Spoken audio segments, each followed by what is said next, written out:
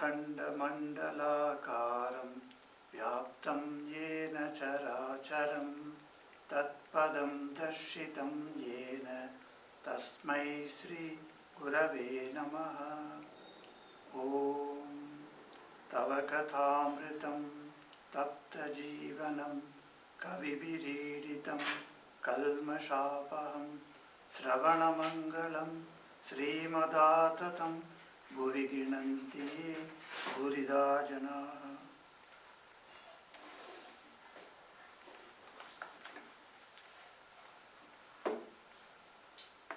The Gospel of Sri Ramakrishna,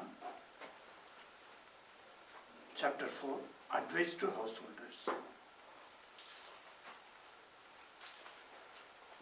M. How long should a man feel obliged to do his duty toward his wife and children? Master. As long as they feel pinched for food and clothing.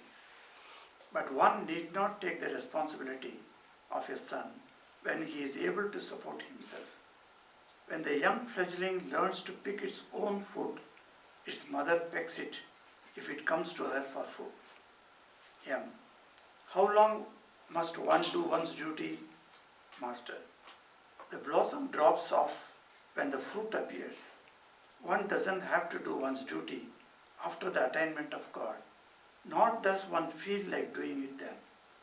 If a drunkard takes too much liquor, he cannot retain consciousness. If he takes only 2 or 3 glasses, he can go on with his work. As you advance nearer and nearer to God, He will reduce your activities little by little. Have no fear. Finish the few duties you have at hand, and then you will have peace. When the mistress of the house goes to bed after finishing her cooking and other household duties, she won't come back, however you may shout after her. M. Sir, what is the meaning of the realization of God? What do you mean by God vision? How does one attain it? Master.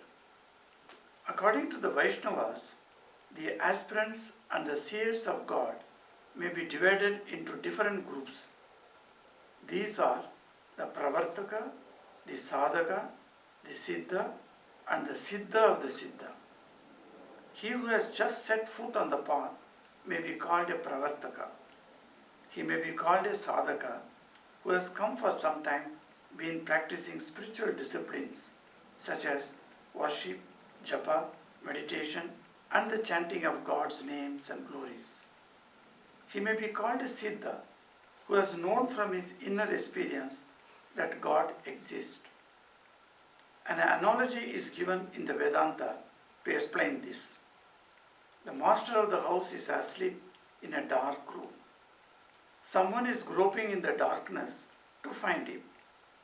He touches the couch and says, "No, it is not he." He touches the window and says, "No, it is not he." He touches the door and says, "No, it is not he." This is known in the Vedanta as the process of neti neti, not this, not this. At last his hand touches the master's body and he explains, "Here he is." In other words, he is now conscious of the existence of the master. He has found him, but he doesn't yet know him intimately. There is another type known as Siddha of the Siddha, the supremely perfect. It is quite a different thing when one talks to the master intimately, when one knows God very intimately through love and of devotion. A Siddha has undoubtedly attained God, but the supremely perfect Siddha of the Siddha has known God very intimately. But in order to realize God, one must assume one of these attitudes: Shanta, Dashya, Sakya, Vasalya, and Madhur. Shanta, the serene attitude. The rishis of olden times had this attitude toward God. They did not desire any worldly enjoyment. It is like the single-minded devotion of a wife to her husband. She knows that her husband is the embodiment of beauty and love, a veritable mother. Dasya, the attitude of a servant towards his master. Hanuman had this attitude toward Rama. He felt the strength of a lion when he worked for Rama. A wife feels this mood also. She serves her husband with all her heart and soul. A mother also has a little of this attitude, as Yashoda had toward Krishna. Shakya, the attitude of friendship.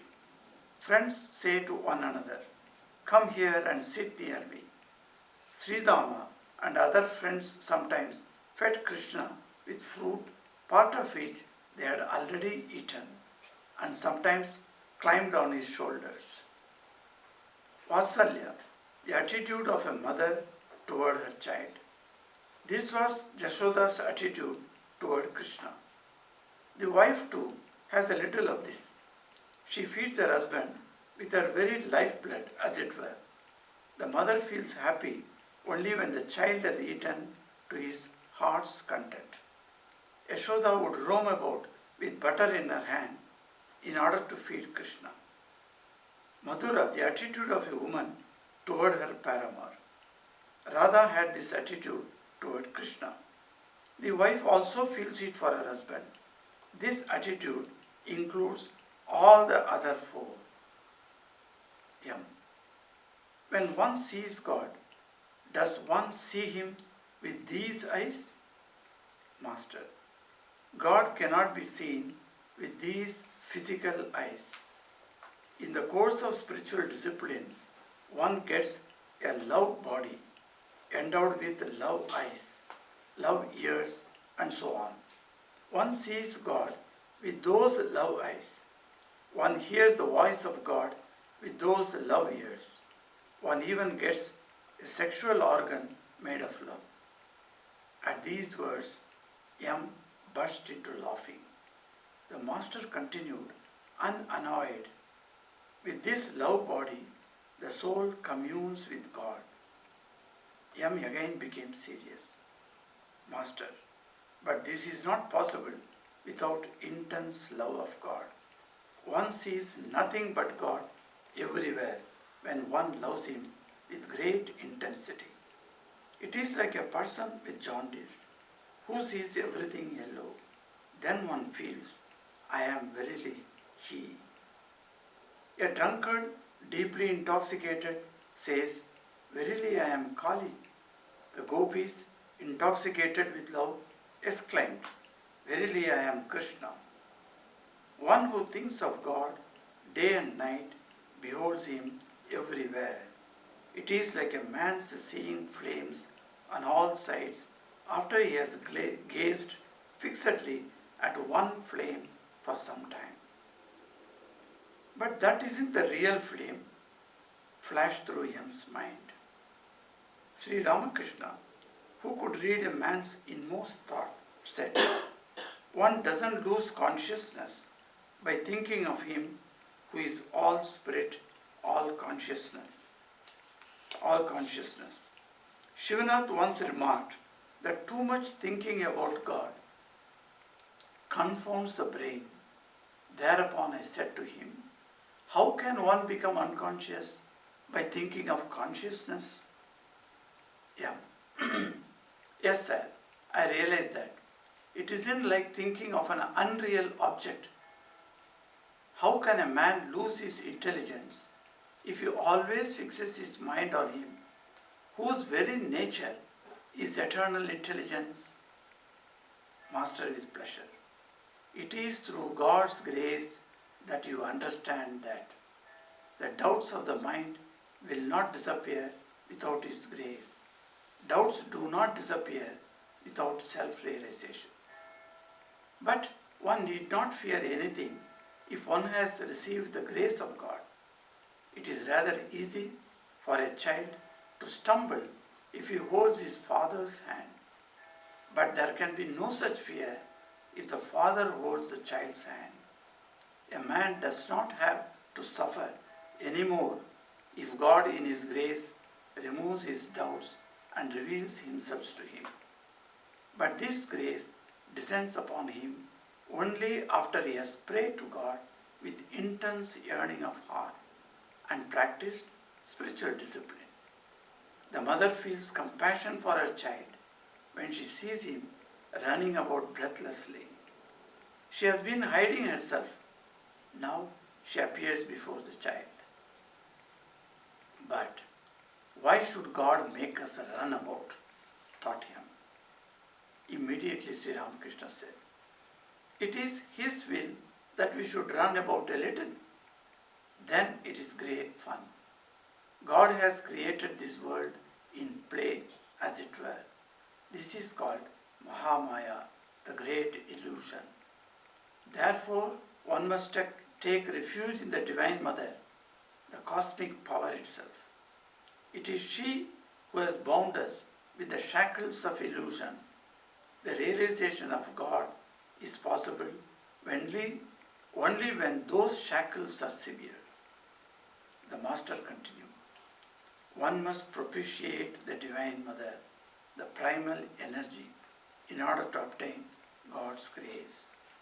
God Himself is Mahamaya, who deludes the world with her illusion and conjures up the magic of creation, preservation and destruction. She has spread this veil of ignorance before our eyes. We can go into the inner chamber only when she lets us pass through the door. Living outside, we see only outer objects, but not that eternal being, existence, knowledge, bliss, absolute. Therefore, it is stated in the Purana that deities like Brahma praised Mahamaya for the destruction of the demons Madhu and Kaitava. Shakti alone is the root of the universe. That primal energy has two aspects, Vidya and Avidya. Avidya deludes. Avidya conjures up woman and gold, which casts the spell. Vidya begets devotion, kindness, wisdom and love, which lead one to God. This avidya must be propitiated, and that is the purpose of the rites of Shakti worship. A note says, in this worship, that is Shakti worship, a woman is regarded as the representation of the Divine Mother. The devotee assumes various attitudes towards Shakti in order to propitiate her. The attitude of a handmaid, a hero, or a child. A hero's attitude is to please her even as a man pleases a woman through intercourse. The worship of Shakti is extremely difficult. It is no joke. I passed 2 years as the handmaid and companion of the Divine Mother, but my natural attitude has always been that of a child toward its mother.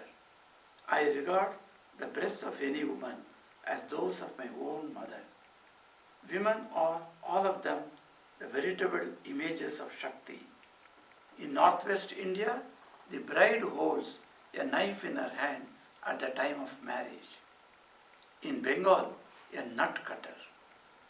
The meaning is that the bridegroom, with the help of the bride, who is the embodiment of the divine power, will sever the bondage of illusion. This is the heroic attitude. I never worship the Divine Mother that way. My attitude toward her is that of a child toward its mother. The bride is the very embodiment of Shakti. Haven't you noticed at the marriage ceremony how the groom sits behind like an idiot? But the bride, she is so bold. After attaining God, one forgets His external splendor, the glories of His creation. One doesn't think of God's glories after one has seen Him.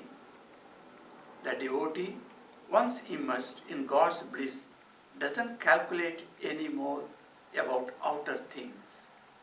When I see Narendra, I don't need to ask him, what's your name? Where do you live? Where is the time for such questions? Once a man asked Hanuman, which day of the fortnight it was. Brother, said Hanuman, I don't know anything of the day of the week or the fortnight or the position of the stars. I think of Rama alone. So welcome to the readings and reflections on the Gospel of Sri Ramakrishna. Here this passage ends and starts with a new subtitle done on October 16, 1882. That we shall see it in the next class. In the passage that we have just now read out, 2 points come very forcefully. Sorry, I want to know the meaning of propitiating. Yes, I am coming to that. 2 points come to the forefront. One is, how do you have the God vision? So the question is very important. The young asks, Master, can he be seen with these eyes? What does yam means here? Immediately Master understands. And he gives the answers. God cannot be seen with these physical eyes. So the physical eyes we all have got.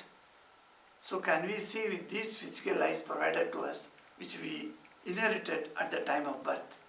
This is one of the 5 organs that we have. Can we see him with these physical eyes? So this question comes many times. When Sri Ramakrishna says, I have seen God, he told Naren, I have seen God. I can make you see God. So the question arises there also, what does he mean, or did he mean at that time that one can see God by these physical eyes? So here the question comes whether in many places, many sadhakas and who have become siddhas, they say they have attained God realization. And they say they worship personal God. I saw Sri Krishna coming before me. And there are many devotees who have reached the level of seeing God, their personal God. I can see Krishna. So when they say Krishna they have seen, do they really mean physical eyes? So, but Sri Ramakrishna makes clarification. I was also thinking one can see God through these physical eyes till I read this passage. So Master says clearly here, God cannot be seen with these physical eyes. So you must have something or some other eyes you require. So what is the other eyes that you require? That is called Bhava Chok. No, Bhava Chok, Sri Ramakrishna says in Bengali. In the course of spiritual discipline, one gets a love body, Preme Shorir. So when you are practicing spiritual discipline, as you are progressing more and more, this physical body, yes, I do have that. But along with that, I will obtain a Preme Shorir. So that Preme Shorir, which I will have inside, will have love's eyes, will have all the organs of the body. So Sri Ramakrishna goes into a beautiful mood and he says, it will be endowed with love eyes, love ears and so on. So 5 organs we have in the physical body. All these 5 organs will be endowed to that Preme Shorir, that love body. So he says you are hearing the God's words. How you are hearing? You may have in your dream God coming and telling you, you have heard in your dream with your the ears that you have got.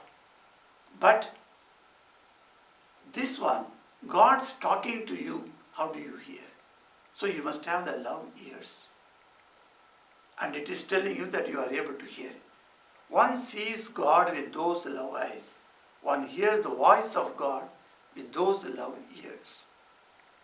And then he goes on to explain that whatever body has got, including the sexual organ, that is also made in the Premeshwari, in the love body. With that, the devotee has a communion with God. Now, when he said the last sentence, Yam burst into laughter, unknowingly. In most of the places when you talk about such things, people try to laugh. Because that is not a spiritual subject. That is not to be brought in the spiritual discipline. So they say that it should not be. The people laugh. So, but then, Master was very serious. He is talking about a subject which he is telling, so he became very serious. And Master says along with that, unannoyed, he says, Master did not get upset as he is laughing, but he says, with this love body, the soul communes with God. So the physical body is not communing with God. We know what is communion. Communion is also another ritual that is practiced in Christianity. Today morning only we are talking what is confirmation, what is communion, which are given to the Catholic children, in the schools, etc. You all have heard about that. So the communion here is trying to tell, Sri Ramakrishna says, the soul, that is the interior, the body that I have developed, that body made of love, that is going to communion with the God. It's a very beautiful concept. And then Yam again became serious. Then he says, is it possible to have the love body? Then Sri Ramakrishna says, no, it is not possible. This one point he takes up, the love of God is very important to see Him. Second point that he is trying to tell us is about the Sri Sri Chandi. And from Chandi he brings that example also. Vishnu was lying on the snake, and in the ocean and in the waters. And it is called also Kir Samudra. It is called that Samudra the ocean is lying down. And the Purana says, the Chandi says, that the first chapter itself starts with that. That Madhu and Kaitava, two demons, come out from the 2 ears. One side Madhu and one side Kaitava. And they started playing in the Akasha and in the waters. And suddenly they saw from Vishnu's Nabi, from this, there is an umbilical cord like that, which goes up, and there the lotus has blossomed. And there Brahma is sitting there in complete meditation. So these two fellows go raise up to Brahma's level and disturbs his meditation. When Brahma opens his eyes, he sees these two fellows. They come out from Vishnu's ears, you see. So he is asking, what do you want? He said, we want to fight. We are very bored here. There is nothing to do here, and Vishnu is sleeping, and you are meditating. So we want you to disturb. So we want you to fight with us. Brahma says, I am a Brahmana, so I cannot fight. Fighting is done by Kshatriyas, and that Vishnu can do it. He has been always fighting all these years, so you go and fight with him. So he just turns them to Vishnu. And then Vishnu, and he is sleeping. After a long time, they could not raise him from the sleep. He is so fast. The Chandi says, he went into Yoga Nidra. A Nidra, a sleep, which is covered by a veil of Maya by Durga. So, seeing them troubled, and Brahma gets compassion on these two fellows and says, oh, they want to fight, but they are not having that play, So, he makes a prayer to Mother Durga. That's the first chapter comes. So, in the first chapter you find Brahma is prayed. It's a Brahma Stuti. It's a wonderful Stuti. He says, oh Mother, come and remove the veil from Vishnu's face so that he can get up. And then fight these two fellows. So that's how he prays. And Durga becomes compassionate and she removes the veil of Vishnu. Then Vishnu opens his eyes. Then the battle starts. The battle goes on for 1000 years. So long it goes on. And finally, Vishnu finds these fellows cannot be won over by fighting. They have to be tricked by some superior intelligence. And Vishnu has got enough of that. And we see in all the Puranas, Vishnu comes to rescue of even Shiva.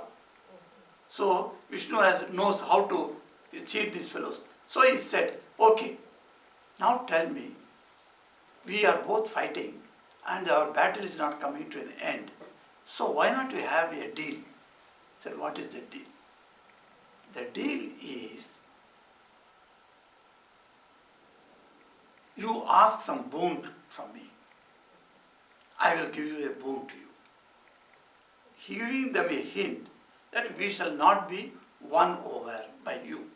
Some such intelligent boon they will ask. So he asked, I will give you a boon. But being the demons, it hurt their ego. They said, what? We both are equal. You are unable to kill us and we are unable to kill you. That means we are both are equal in power.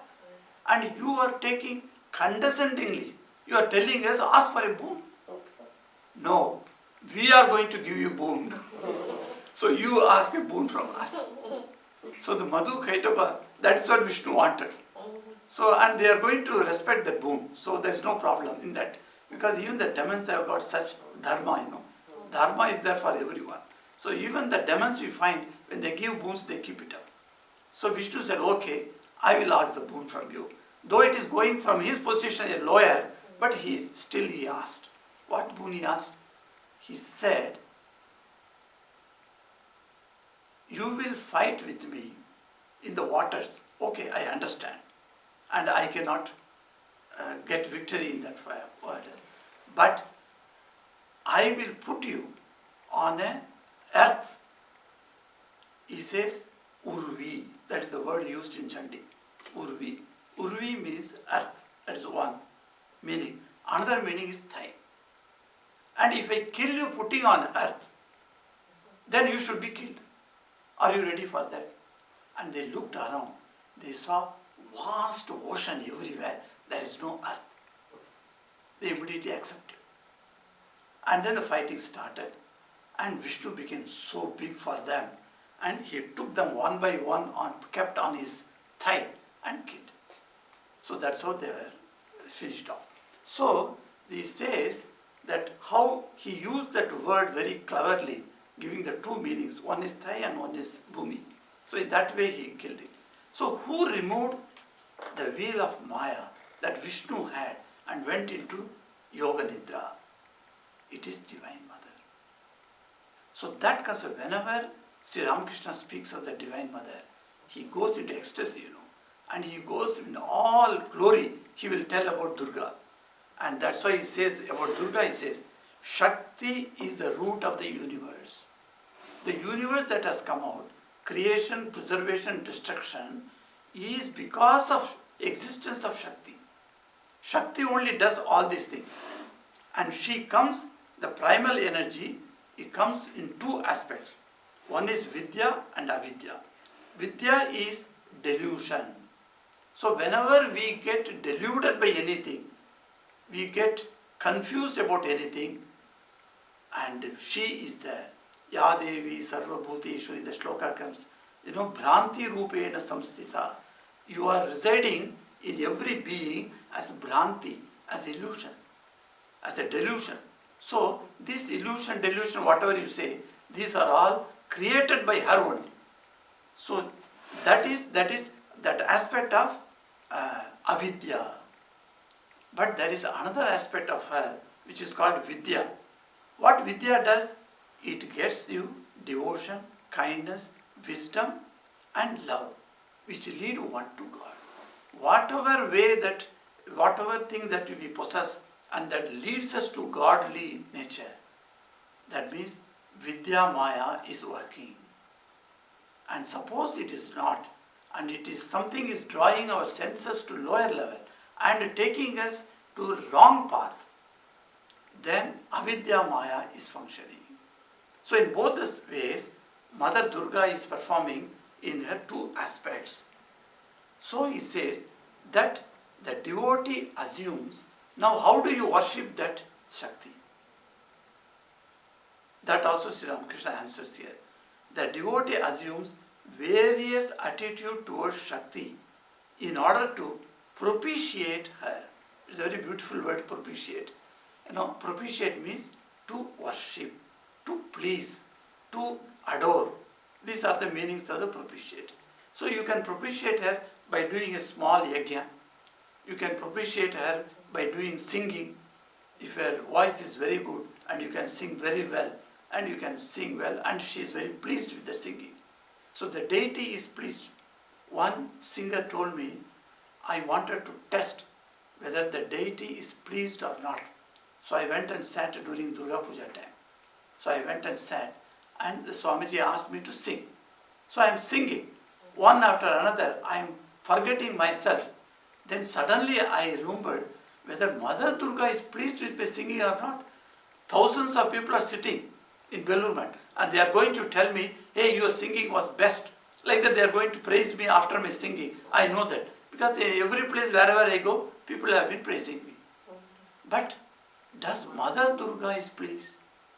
I wanted to test. So in my mind, I prayed to Mother Durga, if you are pleased during my singing, put one flower from you down to the ground. And while you are singing, completely immersing himself in the singing, at that time one of the bhajans of Mother Durga is singing. At that time, one flower fell down. And he was so happy. So devotees also can test God. And the flower fell down. And he felt, yes, Mother Durga is pleased with my singing.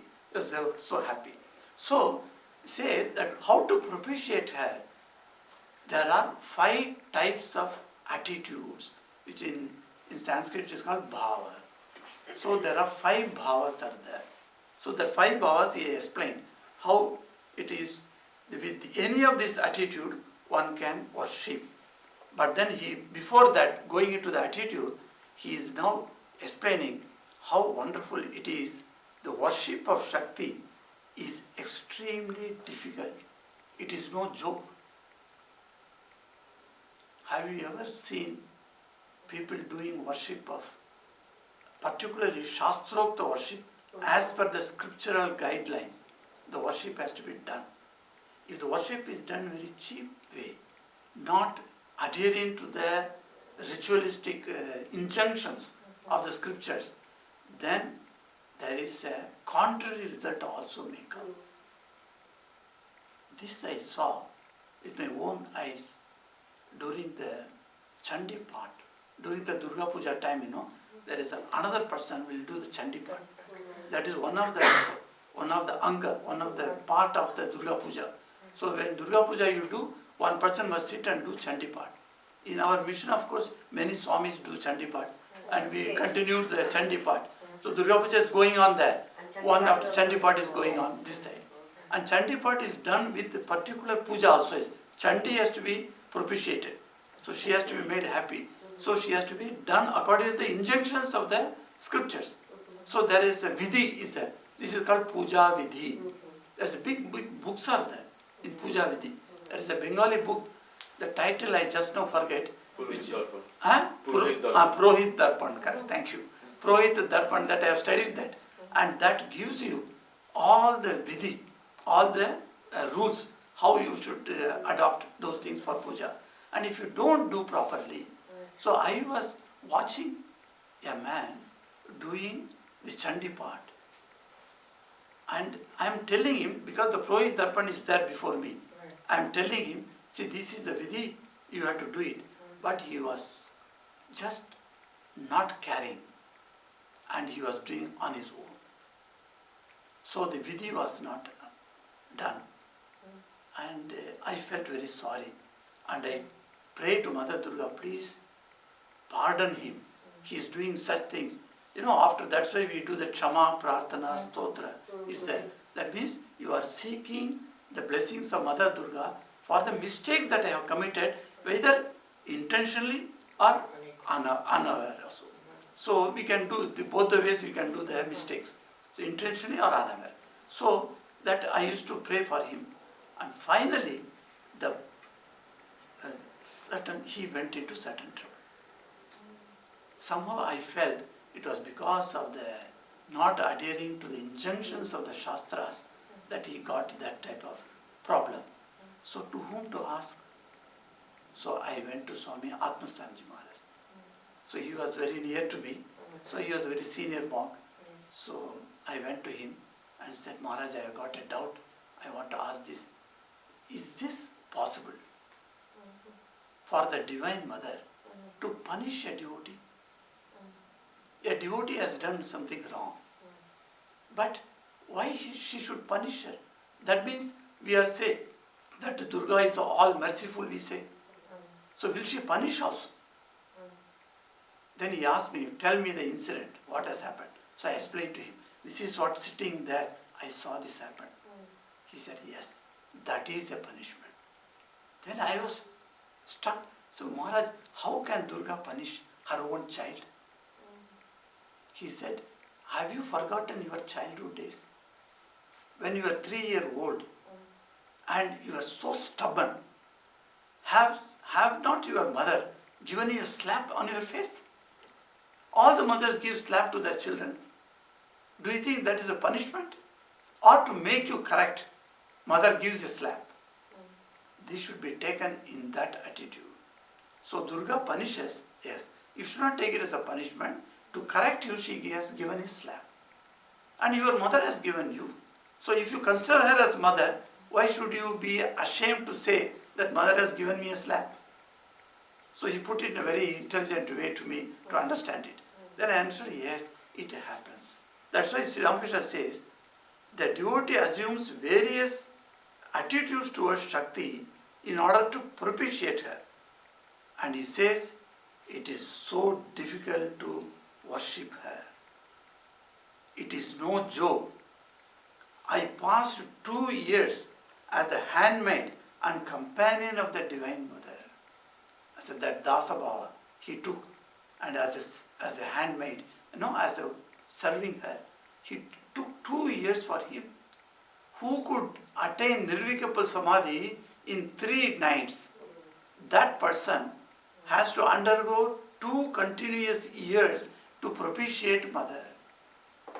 So one can understand how difficult the Shakti worship is.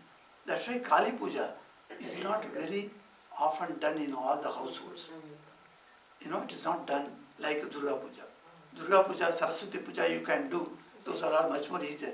But my Divine Mother in Kali aspect is very difficult to complete.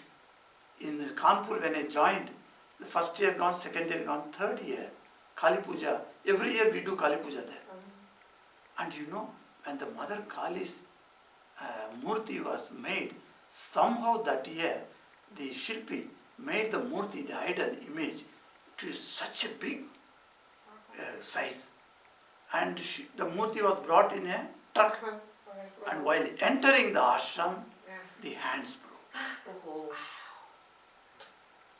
The whole people all are standing, all the devotees are standing, all the monks and brahmacharis are standing. We are all standing like that, Mother is coming, and somebody is doing the shank, the conch shell is blown, and somebody is playing that drums, all those things. With that, because Mother is coming to our ashram, and from that, what toli we say? Kumar toli, from that is coming. So the truck is coming, and when she entered the campus, her hands blew. And it was terrible. And we all got so upset, Everybody got upset on that day. And then, of course, the Murti was taken. And then again, Kumar Toli, that man, was called. And then he corrected everything. He put everything new, etc., etc. Okay. He flew from the Calcutta? No, Kumar Toli in Kanpur, Kumar Toli. In Kanpur also, we got a Kumar Toli. Okay. Yes. So there, the Shilpi came and he rectified everything. For puja, he made it. I was just a brahmachari, and getting so bad in my mind. I was thinking some mishap may come. That's how the thinking. And all the seniors, they are all talking about that. So I went to Pujari Maharaj and said, Maharaj, what is going to happen? Something is bad going to happen. He said, don't worry. I have sat before Mother Kali, and when she was, that Avahan is done, at that time I have done a prayer to her. There shall be no harm to the ashram. There shall be no harm to anybody else other than me. If anything has to happen, it must happen to me only, because I am the Pujari. and no one will have any such bad dosha. And I have prayed to her and she has given yes to me. So don't worry at all. So we are sanguine because Pujari Maharaj is telling. So we are happy. After 1 month, he had smallpox. And that was the year India declared smallpox was eradicated from India. And he had. So you can see that, and when he told me that, I have prayed to Mother, none except me should suffer because of this. Some woman, he found it. So how difficult it is to perform mother worship. So it's not easy. It's not a joke, he says.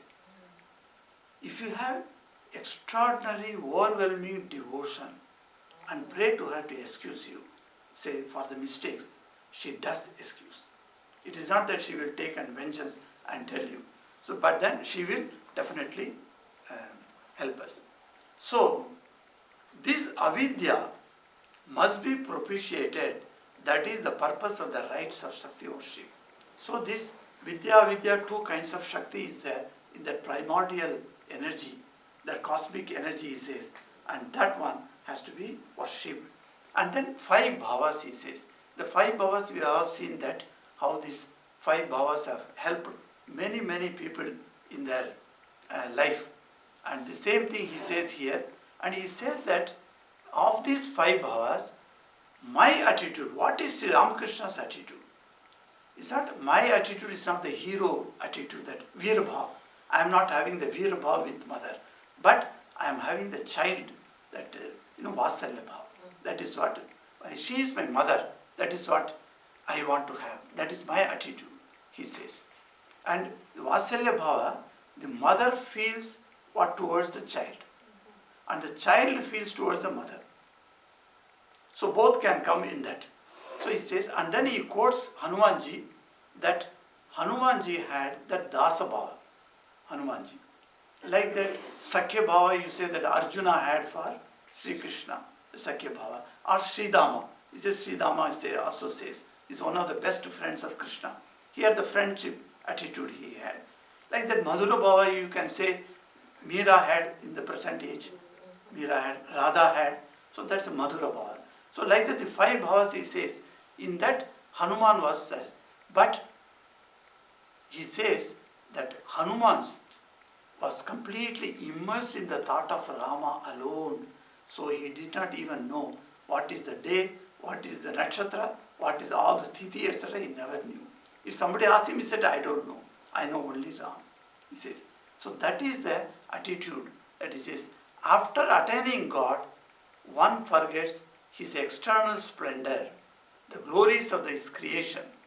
One doesn't think of God's glories after one has seen him. Before that only we go around the entire world and say, how beautiful sunrise, how beautiful sunset. All those things we are talking because we have not seen the source of these glories. But all these glories have got his immanence is there. His power is working. That Mahashakti is working all these glories. But then, while recognizing these glories of these, we must always think of the source and then go to the source. Once we attain the source, these external glories have got no meaning for us. That is how he closes this particular chapter.